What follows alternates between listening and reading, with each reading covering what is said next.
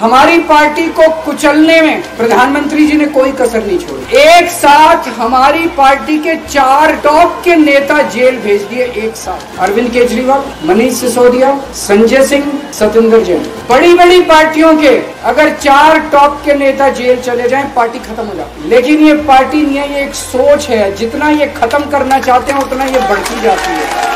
मोदी जी से जो भी मिलने जाता है सबसे पहले वो केजरीवाल की और आम आदमी पार्टी की 10 से 15 मिनट बात करते हैं। उनको कहते हैं कि आने वाले समय के अंदर आम आदमी पार्टी ही देश को भविष्य देने वाली है। इसीलिए वो चाहते हैं कि आज ही आम आदमी पार्टी को बढ़ने से रोका जाए, इनको कुचल दिया जाए।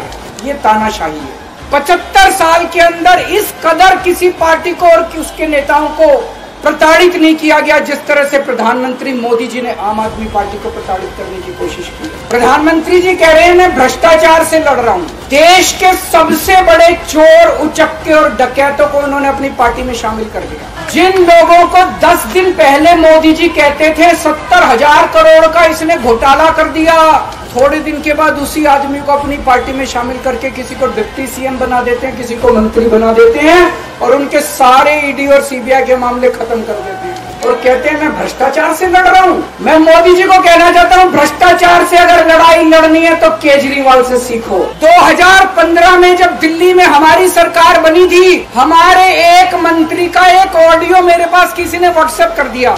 उस ऑडियो में मेरा मंत्री किसी दुकान वाले से 5 लाख रुपए मांग रहा था। मैंने अपने खुद मंत्री को सीबीआई के हवाले कर दिया, जेल भेज दिया था अपने मंत्री। ये होती है भ्रष्टाचार के खिलाफ लड़ाई। केजरीवाल को क्यों गिरफ्तार किया? केजरीवाल को गिरफ्तार करके उन्होंने एक मैसेज दिया है सारे देश को कि अगर मैं केजरीवाल को गिरफ्तार कर सकता हूं तो किसी को भी गिरफ्तार कर सकता हूं। एक बेहद खतरनाक मिशन चालू किया हुआ है प्रधानमंत्री जी ने, बहुत ही खतरनाक। उस मिशन का नाम है वन नेशन वन लीडर। जितने विपक्ष के नेता हैं उनको जेल भेजेंगे और जितने बीजेपी के नेता हैं उनको सबको निपटा देंगे, उनकी राजनीति खत्म करते जाएंगे। अगर ये चुनाव जीत गए, मेरे से लिखवा लो एफिडेविट के ऊपर, थोड़े दिन के बाद ममता दीदी जेल में होंगी, तेजस्वी यादव जेल में होगा, स्टैलिन साहब जेल के अंदर होंगे, पिनरई विजयन जेल के अंदर होंगे, उद्धव ठाकरे जेल के अंदर होंगे, जितने विपक्ष के नेता ये सारे जेल के अंदर होंगे। अगर ये चुनाव जीत गए, इन्होंने बीजेपी का एक नेता नहीं छोड़ा। आडवाणी जी की राजनीति खत्म कर दी इन्होंने, मुरली मनोहर जोशी की राजनीति खत्म कर दी, सुमित्रा महाजन की, शिवराज सिंह चौहान जिसने मध्य प्रदेश का चुनाव जीत के दिया इन लोगों ने, शिवराज सिंह चौहान ने उसको मुख्यमंत्री ने बनाया, उसकी राजनीति खत्म कर दी। वसुंधरा राजे की राजनीति खत्म कर दी इन्होंने, खट्टर साहब की राजनीति खत्म कर दी, डॉक्टर रमन सिंह की राजनीति खत्म कर दी। अब अगला किसका नंबर है? योगी आदित्यनाथ की राजनीति खत्म करेंगे, उनको भी निपटा देंगे।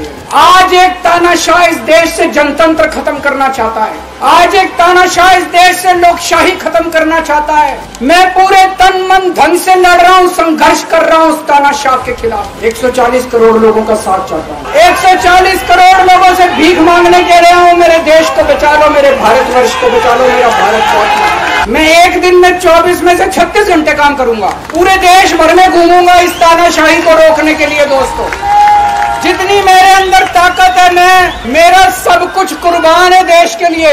मेरा तन मन धन सब कुछ कुर्बान है मेरे देश के लिए। मेरे खून का एक एक कतरा मेरे देश के लिए, मेरे शरीर का एक एक कतरा, मेरी जिंदगी का एक एक पल मेरे देश के लिए। मेरे देश को बचाने के लिए मैं पूरे देश में जाऊंगा। दोस्तों, मेरा अपना आकलन है कि 4 जून के बाद इनकी सरकार नहीं बन रही, मोदी सरकार नहीं बन रही है। केंद्र में इंडिया गठबंधन की सरकार बन रही है।